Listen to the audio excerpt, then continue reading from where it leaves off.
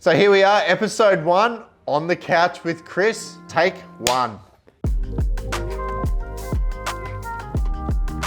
So welcome to our brand new YouTube exclusive TV show, On the Couch with Chris, where we're going to be talking all things property, finance, business. We're going to do a couple of what's hot, what's not, and we're even going to throw in a little bit of sport, my favorite topic. But let's kick off episode 1 with property talk, because there has been so much talk around property, especially in 2022. And I want to give you the actual facts because we're seeing so many divided opinions out there in the marketplace from buyers and from sellers of all types because they keep watching the media. Now, you turn on the TV, all you're going to see in the property world is doom and gloom. And I'm here today to tell you that's not the case. So what we're starting to see is sellers are now adjusting their expectations. They have lowered their expectations, meaning they have lowered their price. Now, buyers, on the other hand, what we're seeing with buyers is they are being told from the media that property prices are dropping. Now, I'll tell you right now, the prices have already dropped. We agents have already pretty much got to the level of where the property should be. Now, we've seen anywhere from a 10 to 15% price drop across the board, Australia-wide, just not here, just in Queensland. But buyers have still got this mentality of walking through, coming through their inspections, and then making an offer another $100,000 underneath the asking price. And they're getting really frustrated because they're like, but the property prices are dropping. Why are we not buying these homes? And we tried to keep telling them, we've already reduced the prices. And what we're starting to see, and this is really going to come into the last quarter, the real estate market is going to be really dependent on October, November, and December to really see where the property market sits. And what I mean by that is we generally see an influx of properties come to the market in the last quarter of the year. It just always happened traditionally. Look back in history, always happens. But this year in 2022, we have seen really low inventory stock levels, which means in turn, supply and demand. So the supply hasn't been there, the demand has. Now with property prices dropping, okay, there seems to be still that demand. We are still seeing an influx of buyers coming through our inspections, still averaging anywhere between 10 to 20 groups through each week per property, so still a really high number. The homes that have been overpriced or have been sitting on the market for a long time, they're seeing very limited numbers. So in turn, it doesn't matter if the market's going up or it's going down. If you've got your home presented right and priced right, it is still going to attract the buyers. But this last quarter is critical. My prediction is, I believe we're not going to see the amount of homes that we thought we would see come to the market. Now, if that does happen, property prices are not going to continue to fall because the supply is still really low and the demand, well, the demand is high. No matter what you're seeing on the news, there are still buyers transacting in real estate every single day. Now, let's flip that over and talk about the opposite. If we do see an influx of properties come to market, this is where our predictions will be wrong. If more homes come to the market in that final quarter, property prices, you'll see a slight shift again with prices dropping. It's inevitable. It's going to happen, okay? Because there is more supply. There is more choice for these buyers to pick from. Right now, there is really limited choice. If they want to be in a particular home or a particular area in a particular price point, then they are going to jump on it. So the next couple of months in the real estate market, it is going to be critical to see which ways are property prices going to continue to fall or are they just going to plateau and level out. My prediction is they're going to level out. But buyers, if you're watching this, prices have already dropped. So stop asking for further discounts because the sellers, they're not playing the game anymore. So there's your wrap on the property market. Now let's swing into our next topic, finance, because this is also getting a lot of media talk, especially, and it really coincides with the property market. We have seen 4 interest rate rises in the last 4 months. We have never really seen that. It was 12 years ago since the last rise. So we've been sitting pretty good. Now the official cash rate as of today still stands at 1.85%. Now, from my research last night, I was checking out what a mortgage or the mortgage rates that the banks are offering. Now, this is a great time when we're starting to see a lot of shifting in mortgage rates is shifting your bank. Now, I know it might sound like a lot of hard work, but it could save you thousands and thousands of dollars in the long run. But last night I was on CommBank, and from what I can see, a 30-year loan on a $500,000 mortgage is around that $3,114. And the interest rates, depending on which wealth package you choose, okay, because you can go a 1-year fixed, a 2-year fixed, a 3-year fixed, and then variable, you can go P&I, which is principal and interest. You can go interest only. There are so many. But if we're talking just a standard variable rate, I'm starting to see anywhere between that 5.2 to 5.8. But there are a couple of deals out there still in the 4s. So if you are one of those people that like to shop around, my opinion or my advice right now is you should definitely be shopping around. But let's talk about the effect or the knock-on effect of what happens when interest rates do rise. As I said, a $500,000 mortgage is roughly around $3,114 in repayments. Now, let's just say next month interest rates rise another 0.5% again. What will happen is your repayments will go from around that $3,100 per month to now $3,400. And this has played a critical part in property prices, because what is happening is people's serviceability or what they can afford to repay really affects on what they can go and buy. Now, in the old terms, we would have pre-approvals, and they would have been good for 3 months up to 6 months because the rates weren't changing. What we're seeing now though is everyone has to be re-rated basically every 4 weeks. Every time there is a rate rise, the bank needs to reevaluate where your position, your serviceability. But a lot of people, we see the comments on social media, it's going to be a bloodbath, interest rates are going to continue, they're going to go back to where they were in the 90s, back up at 18%. My prediction, that's never going to happen. But the talk is that all these people are going to be under mortgage stress. What you need to understand though, is there is this other governing body called APRA, which basically is the governing body of the finance sector. And how banks actually work out your repayments is they actually add on an extra 3%. So let's just say the official cash rate or whatever the interest rate will be, they will actually add on an extra 3% buffer to see if you can still service that loan in case interest rates continue to rise. So there's not going to be a bloodbath. People are not going to be under mortgage stress. And if they are, well, I'd have to question, could they have really afforded it, or should they have purchased a different home at that particular time? But from what we're seeing, there is going to be very little mortgage stress out there. And will interest rates stop? I think we'll probably see another 1, maximum maybe a number 2 rise by the end of the year. And then I think the confidence of the inflation is going to plateau out. So that is my wrap on the finance sector and what is happening with interest rates. So what's happening in our world, in the All Properties Group world of business? Well, we have an exclusive. Because this is an exclusive show just here on YouTube, I thought I would drop a bombshell. So not too many people actually know what's going on here, but we have just purchased our 3rd business. So we are expanding, we are growing. So none of the staff know this yet. And what ties in with that is there will now be another local office that we are now taking over. So there is plenty going on in our world right now. Not only are we selling homes, but we are also doing a lot of business deals. In the last 3 weeks, we've actually been trying to negotiate on 3 rent rolls as well too, because that's how we like to grow the business, and that makes the business sustainable. And it's quite funny when I negotiate, because I'm generally the one trying to get the money out of the buyers for our sellers.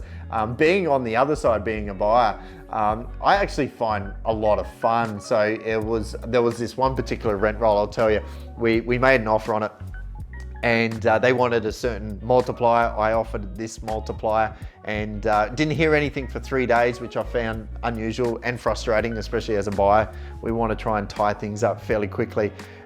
Anyway, the agent came back to us and said, look, happy to meet in the middle. And I took about 24 hours to think about it, went back to the agent and said, no, that's my offer, our calculations, this is what we believe it's worth. My offer will stand at that. And then we didn't hear anything for about a week after that. And then in the meantime, more and more things or more opportunities present themselves in that time. And it wasn't until this new opportunity arose, we took it. We basically gave the owner what they were asking. There was no negotiations on this one. This one was a super nice, clean deal.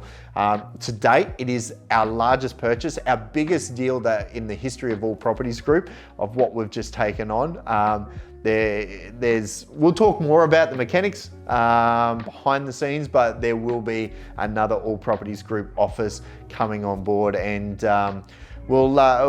it's exciting. And so there's lots happening in the business realms of things here at All Properties Group, but I wanted to give you that exclusive.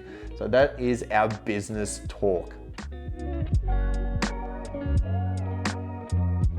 So now it's time for Property of the Week, and we have an absolute cracker of a home. Number 1, Wynwood Place in Jacobs Well. This is in the exclusive Calypso Bay estate. There is a pub, restaurants, shops, a marina. It really is becoming a hot place to live if you love living on the water. But number 1, Wynwood Place. Let's talk about it. 4-bed, 3-bath, double-car garage on an 866 square meter block. Now, it does have its own private jet ski dock or a small boat berth out the back on the river. Absolutely sensational, architecturally designed, 4.7 meter high ceilings, rake ceilings, amazing, and multiple living areas. Now, we're bringing this to the market. Our All Properties Group, Gold Coast, Nathan and Bree are bringing this to the market at offers over 1.9 million. And you know what? Let's just roll the tape. Watch this.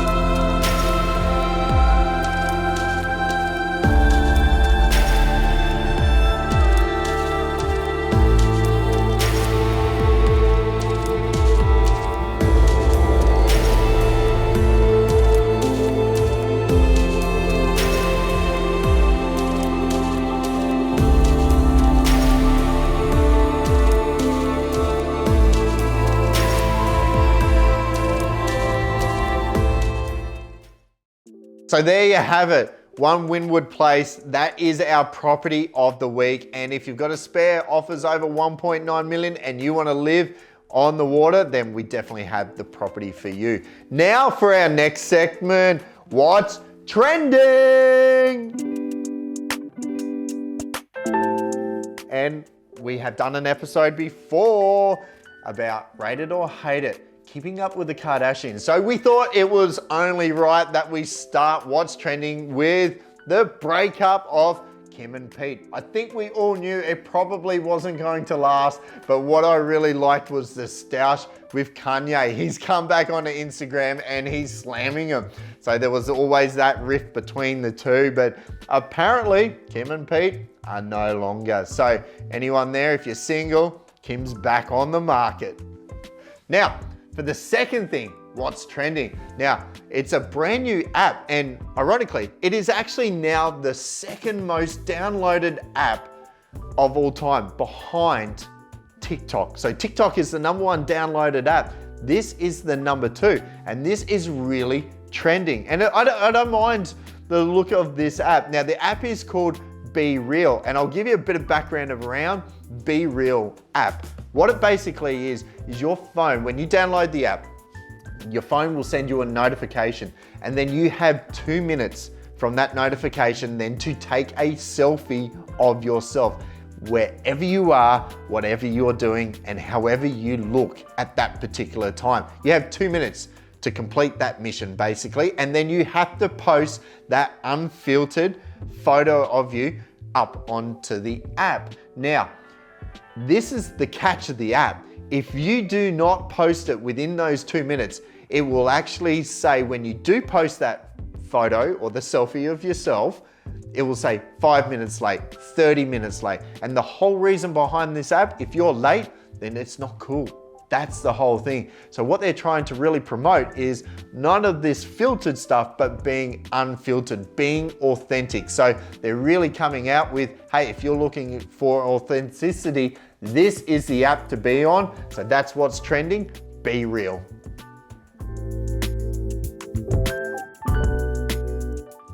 So we couldn't do our own TV show without what's hot and what's not. And we've got some crackers for you. So what's hot? Believe it or not, I hope you are sitting down when I say this, but guess what is back in fashion? Guess what we rate now as hot? Yep, I'm gonna say it, wallpaper.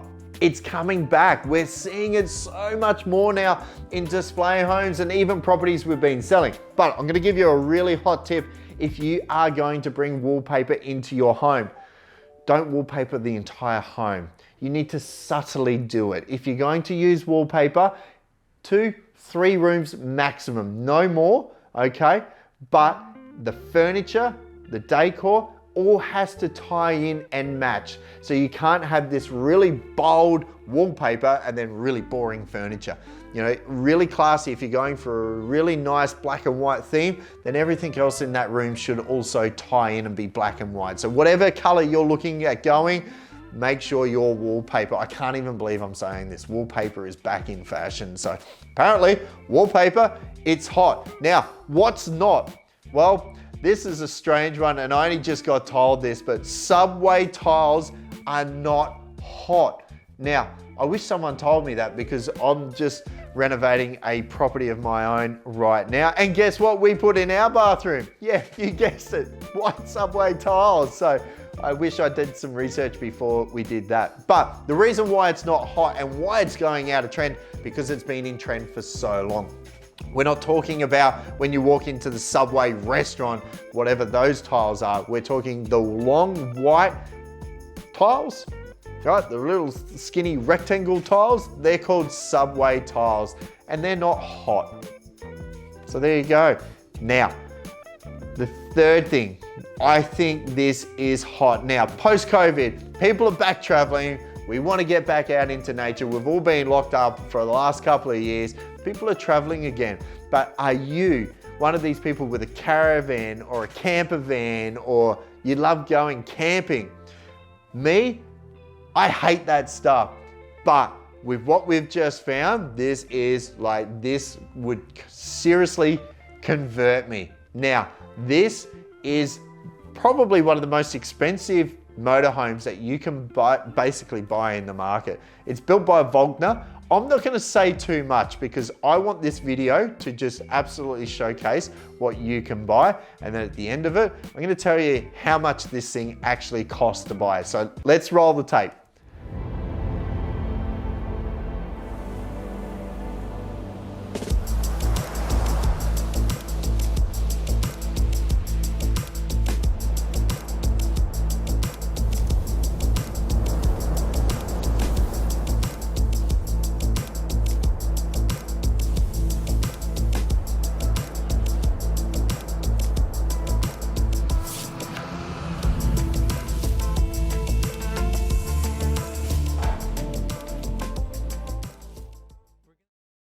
So how nuts is that? Is that not like the coolest motorhome or RV that you can possibly buy? So if you've got a cool spare $2 million, that's right, 2 million bucks, then that can be yours. But what I love about it, you can fit your Porsche in. So when we're trying to sell a motorhome, it's like, oh, it's a 2-bed, 1-bathroom with a 1-car garage where you can just slide your supercar in underneath like we just saw. That is just, like, that's epic. Absolutely, yeah.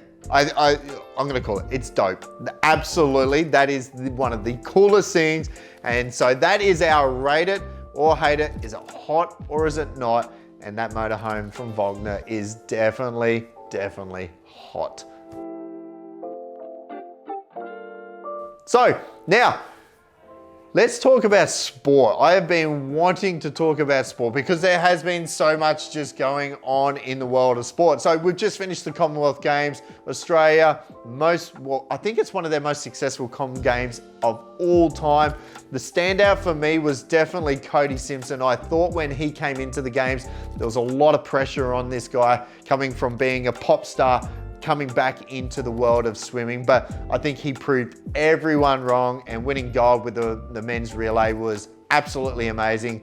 And the dedication and the short time, he only did that basically in 2 years, where all of these other guys have been training for the majority of their life. He was definitely still overseas, still being a pop star and a singer.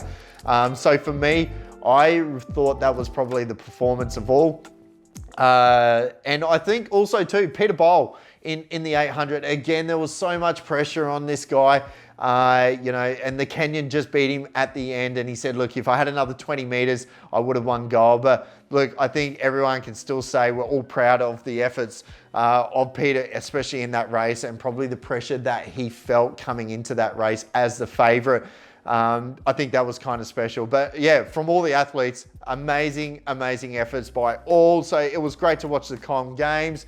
What else is happening? We're going to talk a little bit about Brisbane Bullets. We're probably going to drop a bombshell here. We still haven't released this yet. So again, we're going to give you another exclusive.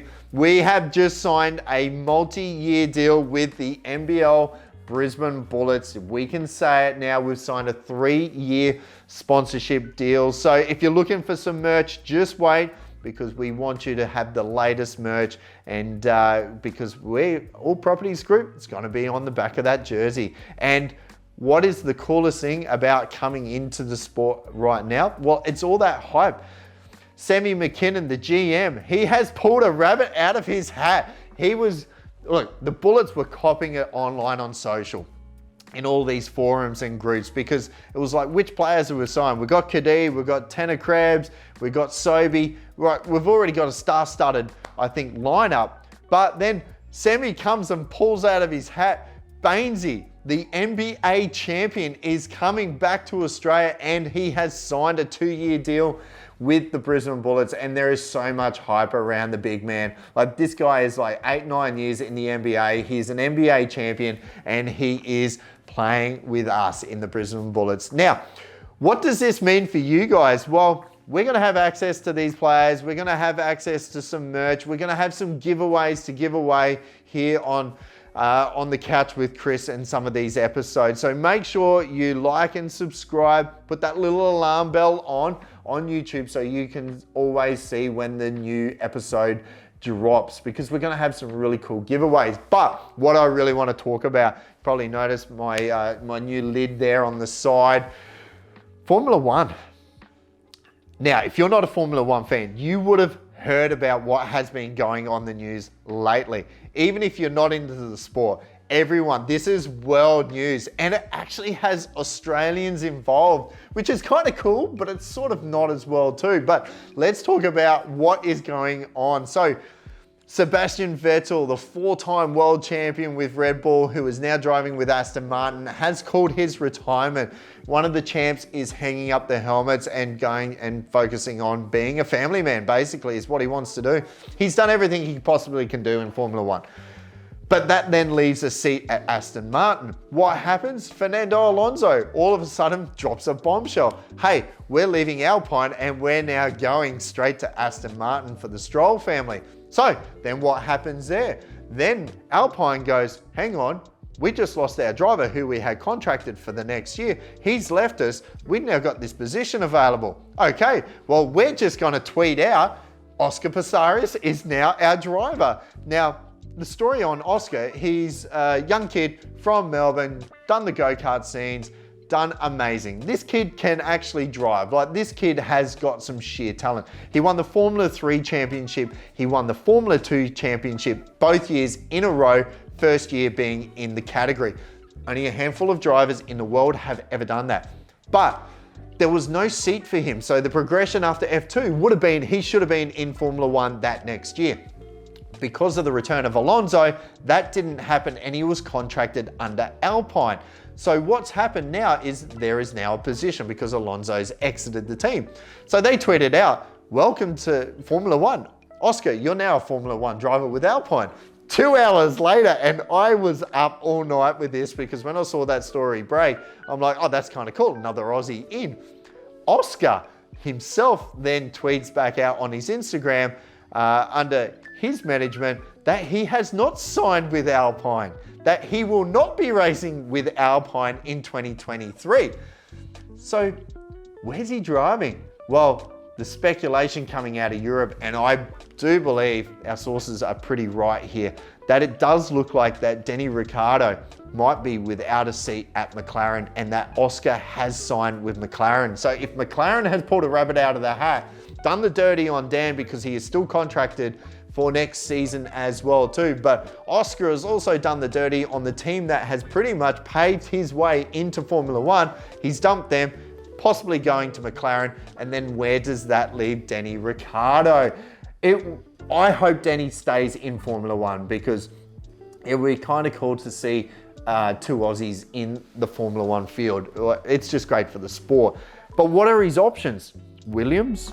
Or will he go back to Alpine? So for people that are new into Formula 1, Alpine team used to be the old Renault. Now, Danny actually came from Renault, flicked them midway through his term to jump ship over to McLaren. But it looks like that might be short-lived and he might be coming back. But there's also talk that there's IndyCar as well too, or Formula E, which I hope he doesn't. If he goes IndyCar, that would be kind of sweet to see as well too. But I do hope the Paddock sees him back in Formula 1. So there is so much speculation, and I'm pretty sure by episode 2 on The Couch with Chris, I think we're probably going to know where these drivers are standing. So let's see if these rumors are true. But yeah, what a whirlwind. You know, it's funny to see, you know, they do call Formula 1 the Piranha Club because it is that's basically, it's just how it is in Formula 1. Money talks, contracts move, drivers move.